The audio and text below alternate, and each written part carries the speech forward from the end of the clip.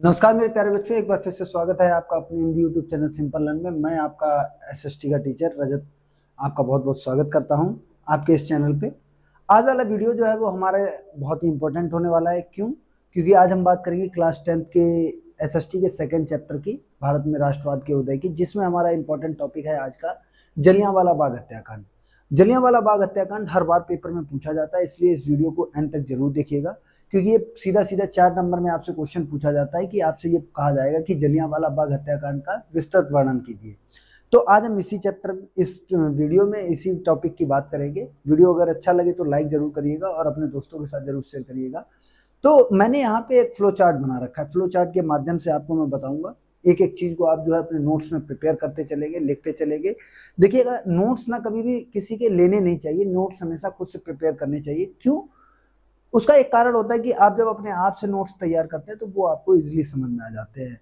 ठीक है, आपने क्या सोच के किन वर्डों का इस्तेमाल किया वो आपको इजीली पता होता है। तो हम ज्यादा इधर उधर की बात नहीं करेंगे, हम चलते हैं अपने टॉपिक पे। तो टॉपिक पे बात करेंगे। सबसे पहले तो ये जान लेते हैं भाई, जलियांवाला बाग हत्याकांड के पीछे की कहानी क्या थी। कि भाई हमने पिछले वाले लेक्चर में ये जाना था, हमने क्या जाना था कि भारत में एक एक्ट आया था, उस एक्ट का नाम था रॉलेट एक्ट, और रॉलेट एक्ट भारत में 1990 में आया था। किसकी अध्यक्षता में बना था? सिडनी रॉलेट की अध्यक्षता में बना था। और ये क्यों लाया गया था भारत में? भारत के जो हमारे, कह सकते हो आप, जो स्वतंत्रता संग्राम सेनानी थे, या कह सकते हो जो हमारे लीडर्स थे, उनको कंट्रोल करने के लिए ये बिल आया था। और ये जब बिल आया था तो इसका भारत में बहुत विरोध हुआ। क्यों विरोध हुआ? क्योंकि इसमें यह था कि भाई किसी भी व्यक्ति को ना पकड़ के जेल में रखा जा सकता है, और कितने समय के लिए ये भी उसमें डिस्क्लोज नहीं किया गया था। कोई पता ही नहीं था कितने समय तक के लिए रखा जाए। तो ये इसलिए लाया गया था ताकि हम इंडिया के लोगों को कंट्रोल कर सके। तो इसका विरोध हो रहा था। और इसी के विरोध में गांधी जी ने आह्वान किया था कि वे सत्याग्रह करना है। तो अलग अलग लीडर्स ने शपथ भी ली सत्याग्रह सभा की, और ये कहा कि भाई कुछ भी हो जाए, आपको जो है अपने मार्ग से विचलित नहीं होना है, आपको रॉलेट एक्ट का विरोध करना है। तो जलियांवाला बाग हत्याकांड का जो मेन कारण था वो था रॉलेट एक्ट। अगर रॉलेट एक्ट नहीं आया होता तो जलियांवाला हत्याकांड भी नहीं होता। क्यों? क्योंकि लोग विरोध ही नहीं कर रहे होते। उसके बाद जनता का विरोध भी था, भाई जनता विरोध में भी थी। उसके बाद अमृतसर में सभा का आयोजन भी हुआ था। तो अमृतसर में सभा का आयोजन ना होता तो शायद जलियांवाला बाग नहीं हत्याकांड नहीं होता। तो जलियांवाला बाग हत्याकांड के बारे में थोड़ा बेसिक हम जान लेते हैं। भाई जलियांवाला बाग हत्याकांड एक्चुअल में हुआ कहाँ था और कब हुआ था। तो जलियांवाला बाग हत्याकांड के बारे में इतनी बात आपको जो है मेनली याद रखनी है कि जलियांवाला बाग हत्याकांड जो है वो 13 अप्रैल 1919 को अमृतसर पंजाब में हुआ था। अमृतसर में एक बाग था जलियांवाला, उस बाग की ये घटना है। तो हमको ये क्या पता चलेगा कि भाई जलियांवाला बाग एक्चुअल में था कहाँ पे? पंजाब में। पंजाब में भी कहाँ पे? अमृतसर में। अमृतसर में एक घनी आबादी वाला जो क्षेत्र था, वहां पे पीछे एक मैदान था, उसी मैदान में ये कांड हुआ था। अच्छा, इस मैदान में क्या था कि भाई सकरी बस्ती वाला रास्ता था, तो वहां पे जाने के लिए और आने के लिए एक ही रास्ता था, और वो भी बहुत पतला था। तो जब इस हत्याकांड की बात की जाती है तो ये कब हुआ था आपका? 13 अप्रैल 1919 को अमृतसर के, पंजाब के अमृतसर में, और बैसाखी का दिन था। ठीक है, तो बैसाखी के दिन होता क्या है कि रॉलेट एक्ट के विरोध में जो गांधी जी द्वारा सत्याग्रह का आह्वान किया गया था, मैंने आपको शुरू में बताया, हमने पिछले वाले लेक्चर में भी जाना था कि भाई सत्याग्रह के बारे में किसने कहा था? गांधी जी ने। तो रॉलेट एक्ट के विरोध में जो गांधी जी ने सत्याग्रह चलाया था ना, तो उस सत्याग्रह की वजह से क्या हो रहा था? सार्वजनिक हड़तालें प्रारंभ हो गई थी, लोग इकट्ठा होकर जो है अब हड़ताल करने लगे। तो ऐसी हड़तालें पूरे देश में हो रही थी। 30 मार्च 1919 को ये बात कही जाती है वही हड़ताल की जाएगी। फिर बाद में इसका टाइम पीरियड बढ़ा के कितना कर दिया जाता है? 6 अप्रैल।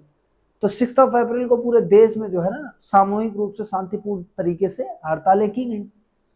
उसके बाद जब ये हड़तालें चल रही थी तो इसी दौरान पंजाब के 2 लीडर्स थे, एक थे doctor Satpal, and the second one थे आपके कौन?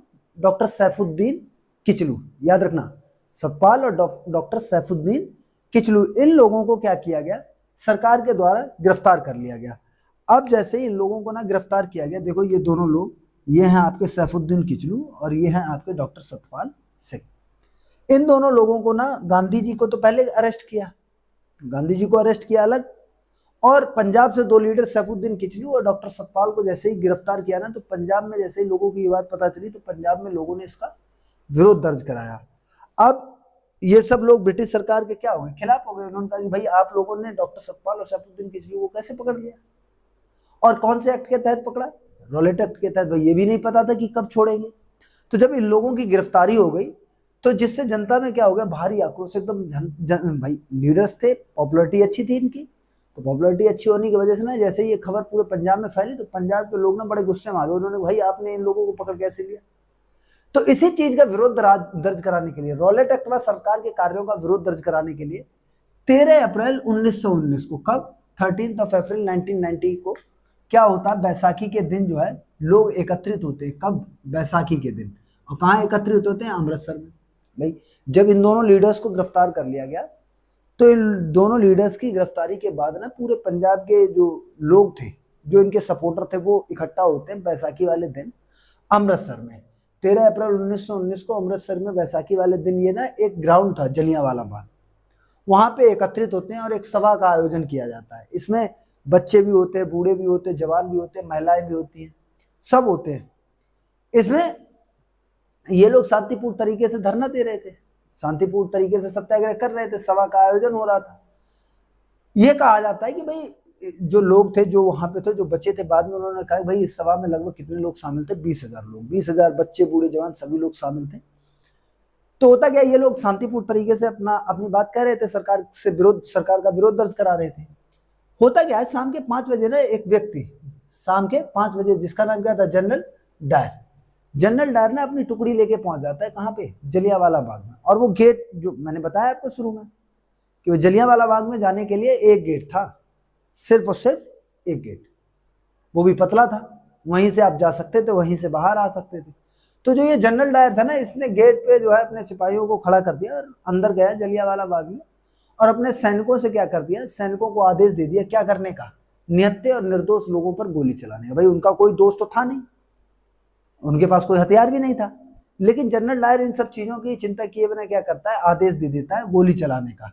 अब जब गोली चलाने का आदेश दिया गया तो एक तरफ से जब गोलियां मारी जा रही थी तो लोगों को लग रही थी भाई अब बचाव तो हर कोई करता है। तो उसमें उसी ग्राउंड के अंदर एक कुआं था, तो लोगों ने जब उस कुएं को देखा तो लोग उस कुएं के अंदर कूदने लगे। देखते ही देखते उसमें ना लाशें भर गई, पूरा कुआं ऊपर तक जो है, समझो क्या दृश्य रहा होगा वो भी क्या दृश्य रहा होगा जब लोग जिंदा उस कुएं में कूद रहे थे और उसके बाद उनके ऊपर एक के बाद एक लोग कूदते चले गए। तो जो जिंदा था भी वो भी मर गया बेचारा, क्यों? क्योंकि बहुत से लोगों की संख्या जो है उनके ऊपर आ गई। तो हुआ क्या कि इसमें जो कुआं था ना, वो कुआं देखते देखते भर गया। अब जलियांवाला बाग के बारे में हमने पहले ही आपको बताया कि जलियांवाला बाग जो था ना, वो अमृतसर की घनी आबादी वाले क्षेत्र में था, जाने और आने के लिए एक ही रास्ता था, उसी से जा सकते थे, उसी से आ सकते थे। और उस पर भी किसकी सेना, किसकी टुकड़ी आगे खड़ी होगी, जनरल डायर की। तो कोई भी वहां से निकल नहीं पाया, लगातार 10 मिनट तक बराबर फायरिंग की गई। अब 10 मिनट तक बराबर फायरिंग की जाएगी, टुकड़ी जब 10 मिनट तक लगातार फायरिंग करेगी तो क्या होगा, बहुत से लोग मारे जाएंगे। तो इस घटना में बहुत से लोग भी मारे गए, बहुत से लोग मारे गए। तो ये कहा जाता है कि इस घटना में भाई ना 1650 लोगों की मृत्यु हुई। 10 मिनट तक जब फायरिंग हुई ना, तो इस फायरिंग से कितने लोग मारे गए, 1650 लोग मारे गए। चलो भाई 1650 मान लिया हमने कि हाँ भाई 1650 मारे गए। लेकिन लोगों में गुस्सा कब आया, जब बाद में एक सरकारी रिपोर्ट आई और उस सरकारी रिपोर्ट में क्या आंकड़ा दिया गया, ये कहा गया, जिसमें बताया गया कि इस घटना में मात्र 337 पुरुष मारे गए। कितने पुरुष मारे गए? 337 पुरुष मारे गए, जिसमें 41 कौन थे, नाबालिग लड़के थे, मतलब आपकी उम्र के, और एक 6 सप्ताह का, एक कितने सप्ताह का, 6 सप्ताह का एक बच्चा भी मारा गया। तो इनके हिसाब से टोटल 337 लोग मारे गए, जिनमें 41 नाबालिग थे और एक 6 सप्ताह का बच्चा था। ये तो आंकड़ा दिया किसने, सरकार ने। सरकार तो वैसे भी लीपापोती करती है, ऊपर से ब्रिटिश सरकार, तो वो तो और भी।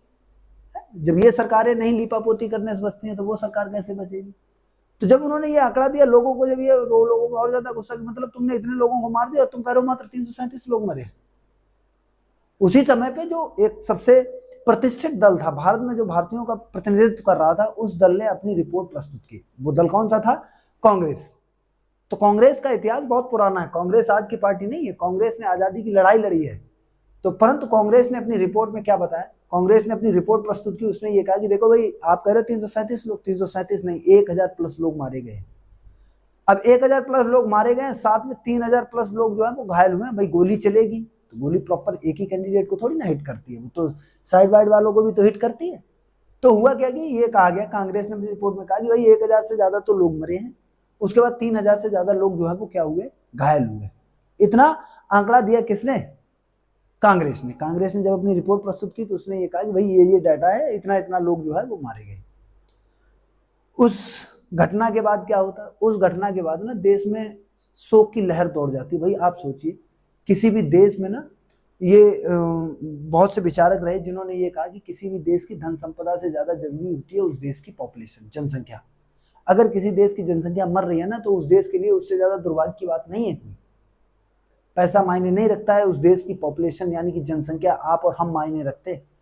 तो जब इतने लोगों की मृत्यु हुई और ऐसी शर्मनाक घटना के साथ जिसमें अंग्रेजों ने ना पूरा का पूरा अपना असली चेहरा दिखा दिया, तो लोगों में बड़ा, जो हमारे टॉप लीडर्स थे या जो हमारे अच्छे मतलब महान जो कह सकते हो आप, उस टाइम पे जो अच्छे पदों पे जो लोग थे उनको बड़ा दिक्कत हुई। उन्हीं में से एक व्यक्ति थे कौन?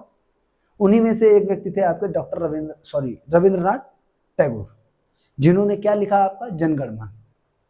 इनको जब इस घटना के बारे में पता चला तो इन्होंने दुखी होकर ना क्या किया, इनको जो नाइटहुड की उपाधि दी थी ना अंग्रेजों ने, इन्होंने उसको वापस कर दिया। उन्होंने भाई हमको नहीं चाहिए ये, आप एक तरफ हमको मुकुट पहना रहे हो, दूसरी तरफ हमको जो है जूते से हमारा स्वागत कर रहे हो, तो ऐसा हमको सम्मान नहीं चाहिए। आप जब हमारे लोगों का सम्मान नहीं कर सकते तो आप मेरा भी सम्मान मत करिए। इन्होंने अपनी वो पदवी वापस कर दी। और जब से ही ये खबर, मतलब अब इन्होंने, इनके जैसे और भी लोगों ने पदवी वापस की, लेकिन जैसे इस घटना की खबर ना पूरे देश में फैली तो देश में, अब आप समझिएगा क्या ही दृश्य रहा होगा। देश में जैसे ही ये खबर पहुंची ना तो लोग बड़ा गुस्से में आ गए। अब जगह जगह पे हड़ताल चल रही है, जहां पे मतलब हर छोटी बड़ी जगह पे, गांव में, शहर में, हर जगह पे किसकी हिंसक झड़प हो रही है, पुलिस की और लोगों की। मतलब बहुत बुरे हालात हो गए पंजाब जैसे शहरों में, और तो और पूरे भारत की बात छोड़िए, पंजाब में तो बहुत ही बुरे हालात हो गए। तो अब हुआ क्या कि अब पुलिस जिस किसी को भी पकड़ लेती उससे नाक रगड़वाती, उस पर कोड़े बरसाती, या लोग जिस पुलिस वाले को पकड़ लेते उसको बहुत मारते। ये स्थितियां चल रही थी पूरे देश में। पूरे देश जो है भयंकर त्राही त्राही मची हुई थी, इस टाइप के जो है आंदोलन चल रहे थे। तो जब जैसे ही गांधी जी ने इन सभी घटनाओं को देखा ना तो गांधी जी ने कहा कि यार ऐसे नहीं काम चलेगा। मैं नहीं चाहता हूं कि इस तरीके से दंगे फसाद हो, इस तरीके से लोगों को मारा जाए, पुलिस वालों को मारा जाए। मैं इस तरीके के आंदोलन का समर्थन नहीं करता हूं। क्यों? क्योंकि गांधी जी तो अहिंसा को मानते थे। उन्होंने कहा देखो जो भी कोई आंदोलन होगा ना वो कैसा होना चाहिए, शांतिपूर्ण तरीके से होना चाहिए, मैं उसी आंदोलन का समर्थन करूंगा। तो इन सब घटनाओं को देख के गांधी जी ने अपने आंदोलन को वापस ले लिया और ये कहा कि भाई हम देखते हैं आगे कि कोई शांतिपूर्ण तरीका जो है हम ढूंढेंगे और उसके तहत जो है इस आंदोलन का, इस कानून का विरोध दर्ज कराएंगे। तो इस तरीके से ये आपके कुछ इंपॉर्टेंट पॉइंट्स थे जलियांवाला बाग हत्याकांड के, जिसमें मैंने आपको बताया जलियांवाला बाग हत्याकांड क्यों हुआ, कितने लोग मारे गए, किसने क्या कहा, दिन कौन सा था, इन सब चीजों पे हमने बात की। उम्मीद है आपको वीडियो बहुत अच्छा लगा होगा। आप प्रॉपर इसका स्क्रीनशॉट ले लीजिएगा और इसके प्रॉपर नोट्स बना लीजिएगा, क्योंकि ये आपके लिए बहुत ही काम के होने वाले हैं। 10th क्लास में एक क्वेश्चन आपसे 100% जलियांवाला कांड पे पूछा जाता है। तो यहाँ तक वीडियो में बने रहे तो उसके लिए दिल से आपका धन्यवाद। वीडियो अच्छा लगा हो तो वीडियो को लाइक कर दीजिएगा। अगर कोई दिक्कत है, कोई परेशानी है आपको, यदि आपको किसी भी प्रकार की कोई समस्या आ रही है, अगर हमारे कंटेंट में कहीं पे भी आपको कोई दिक्कत लग रही है तो आप हमें कमेंट जरूर करिएगा, हम उस पर सुधार करेंगे। मिलते हैं एक और नए वीडियो के साथ। जय हिंद, जय भारत।